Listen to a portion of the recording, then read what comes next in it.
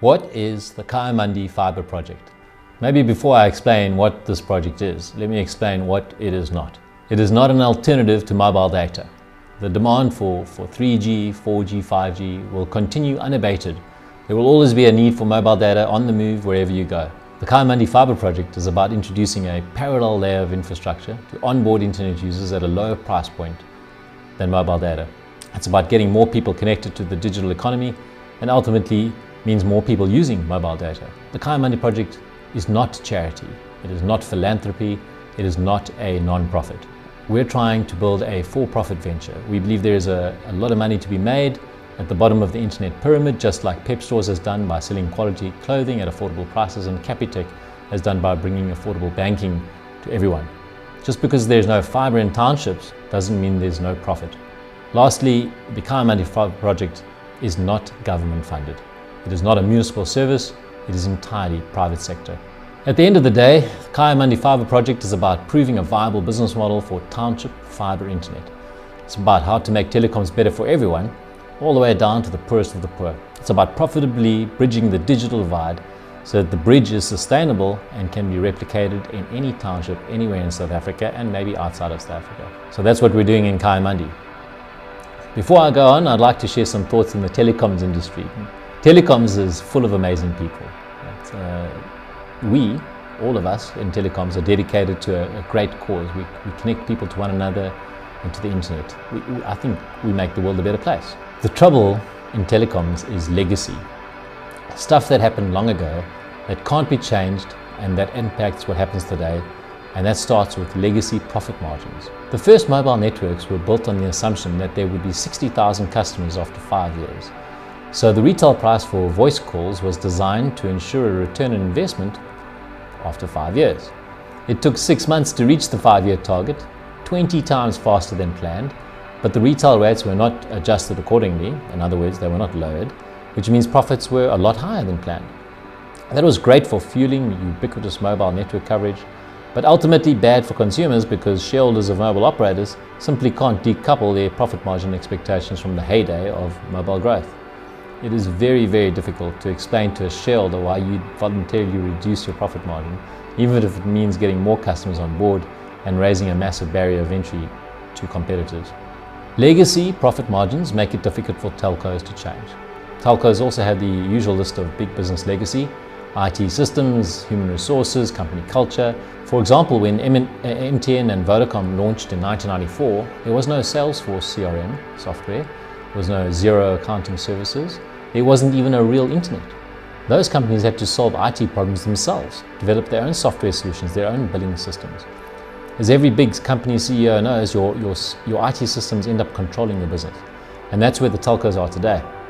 Big, expensive, slow legacy IT systems dictate what is possible rather than what the customer wants. One of the amazing things that used to happen in the old days of telecommunications were that the mobile operators were quite good at community buy-in. Originally, mobile was kind of a godsend to poor communities. Telcos were welcome, they were almost worshipped by communities that historically had only one landline per 10 or 100,000 people. With the arrival of mobile phones, suddenly everybody had a mobile phone and communications were truly democratized. Some operators, like Vodafone in India, actually paid a revenue share to local communities, engendering staunch loyalty. No one touched the infrastructure and everybody bought airtime. Over time, inevitably that changed. Telcos became multinationals, separated from the local communities within which they operated and generated their revenues.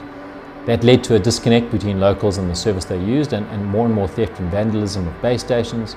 Solar panels, batteries, wiring became fair game. Operators were forced to spend more money on security, maintenance, replacement, and they passed these costs on to users via higher retail rates, which in turn engendered even more dissatisfaction. This is the opposite of a virtuous cycle, and it is where many companies in this industry find themselves today. And that's one of the reasons we did the Kayamandi Fiber project. We decided to go back to first principles, abandon the legacy problems of telecom. Start afresh, zero-cost budgeting, blockchain ledger systems, software-driven systems, community buy-in, cheap retail rates, and most importantly, start with the question, what does the customer actually want? You know, if the customer wants hamburgers, I don't think you should be selling him hot dogs. And this is perhaps the part where traditional telcos have gone a little bit awry. Over the years, the product complexity has snowballed to the extent that no one really understands what they're getting. No matter if you're an actuary or an actor, you simply can't decipher the product. Obfuscation leads to distrust, and that explains why many consumers simply don't trust their telco. What do customers want? Simplicity, no bill shock, fast internet. It's not that hard. Your average person doesn't want any surprises. And she wants fast internet that she can afford.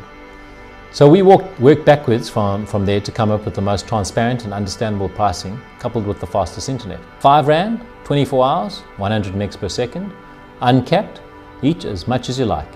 No unpleasant financial surprises. In other words, you can sit on your couch and for 5 Rand you can stream YouTube for 24 hours non-stop. Now, how did we make that work? Well, I've said it before, but I'll repeat myself. There are 3 legs to the table that is profitable township fibre. First, make sure you keep your capital spend to a minimum. The only way to do that is by stringing up fibre on telephone poles. Digging trenches is simply too expensive. We need to go back to the times when Telkom put a wooden pole in your garden and ran a cable into your house. Second, break internet airtime into small chunks so that people can pay as they go rather than pay up front for 1 month. And you definitely can't charge them on their credit card. To do that, we built a blockchain wallet called VulaCoin, and that allows people to swap real-world currency into time-based units that can be easily transferred and redeemed. Third, you must make the product time-based, not quantity-based. What I mean by that is you have to sell hours and days, not megs and gigs. Why is that? Because the average person simply can't measure how much data she is using. She can only measure how much time she is using. Think about it. How do you know how many megs are being used when you're watching a YouTube clip or reading a Daily Maverick article or scrolling through Twitter? You can't know. How do you know how much data is going out of your wallet? And if you can't know, you can't trust how much time and money you're spending. Time-based data is the only way to avoid unpleasant surprises and build trust with users. Aerial fibre, pay-as-you-go billing, and time-based data. Those are the 3 legs of the table that enable profitable township fibre. That's what we've brought to Kayamandi, a township of almost 100,000 people outside of Stellenbosch in South Africa. So where is the Kayamandi Fibre project today? We broke ground on the 1st of August 2022, and just over 3 months later, almost 3,000 homes in Kayamandi have fibre in the home at an average speed of 100 megs per second.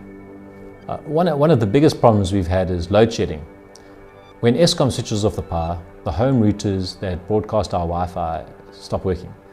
So people don't buy vouchers, which means there's less revenue, and less revenue is bad for a business. Luckily, we found a Swedish company which has developed an amazing fibre product that can also transmit electricity.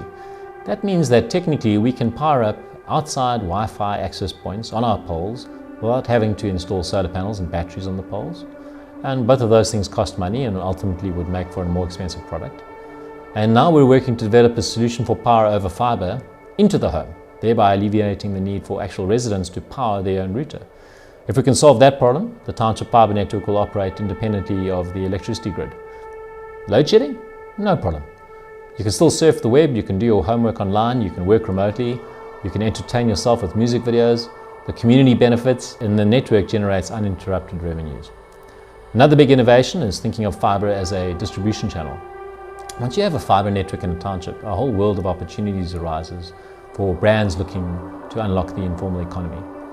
The first company to see the opportunity was Easy Equities, a company with a stated mission of democratizing access to listed investments. Using our VulaCoin blockchain wallet, we're working with Easy Equities to deliver educational content to residents of Kayamandi in return for them learning about financial literacy, how to trade on the stock markets. Users are rewarded with VulaCoins, which are in turn redeemed for internet airtime in Kayamandi. The end result is Kayamandi residents get free internet, paid for by Easy Equities in exchange for Easy Equities giving those residents access to investments in the best performing asset class in the world. Easy Equities gets more customers, Kayamandi residents get more internet, our fibre network makes more money, and the community actually receives more revenue share. Everybody wins. And this is just the beginning. A lot of people ask me the question, why did we do the Kayamandi Fibre project? And they ask that with skepticism in their eyes and doubt in their voice. Why? Why take so much risk? Why risk so much money? Why tackle a problem in a space that is so notoriously difficult to operate in? Township infrastructure is not for sissies. And then why would you share your model with the world? I mean, why are we telling everybody how we did it and what our secrets are? Why would we disclose the lessons learned and pass on all that IP that makes it possible?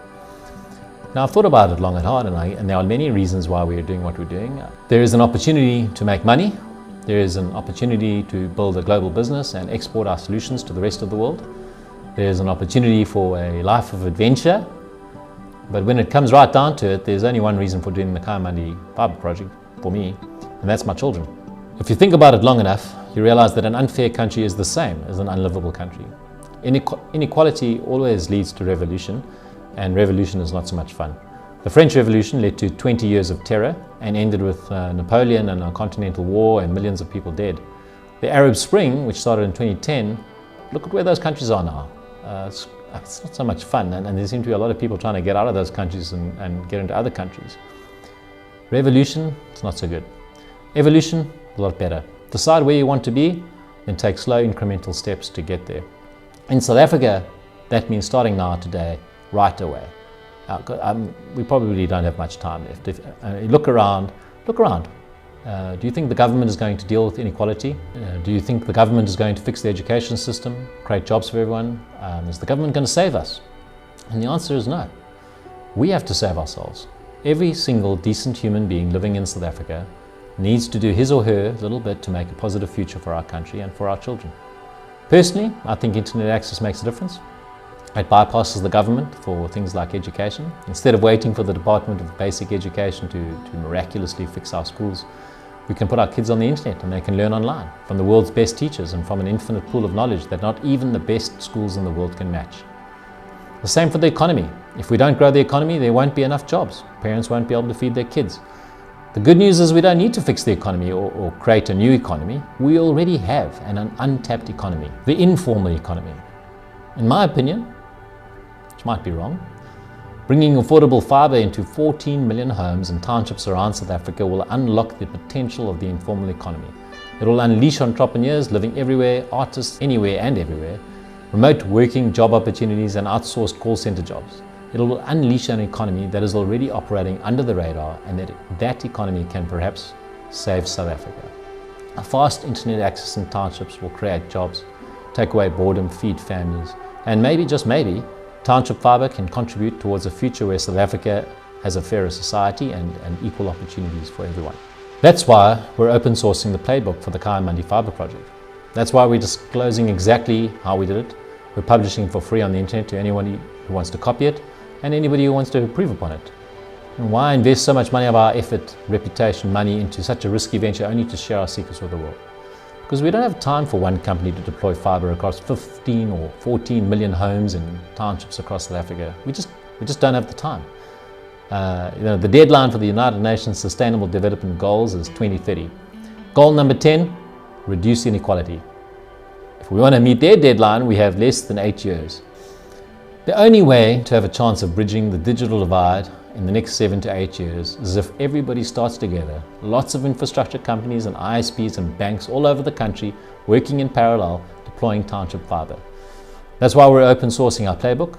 It will include everything about how we achieved community buy-in, to the service level agreements required for subcontractors to build at the right quality, at the right price metric, to awareness strategies to maximize uptake and revenues to make these networks profitable, to the financial models required by the banks to provide debt funding. Hopefully, from our next year onwards, and I'm just really hoping by 2023, there will be fewer excuses and more fibre across townships across South Africa. I mean, our motivation is selfish, to be clear. Our motivation is our kids. Maybe township fibre can play a part in a better future, maybe not. All I know for sure is that inequality is unsustainable. Digital inequality is a form of apartheid, haves and have-nots. Discrimination based on whether you're online or offline. My kids will one day ask me, what were you doing about digital apartheid? My answer will be the Kayamandi Fibre Project.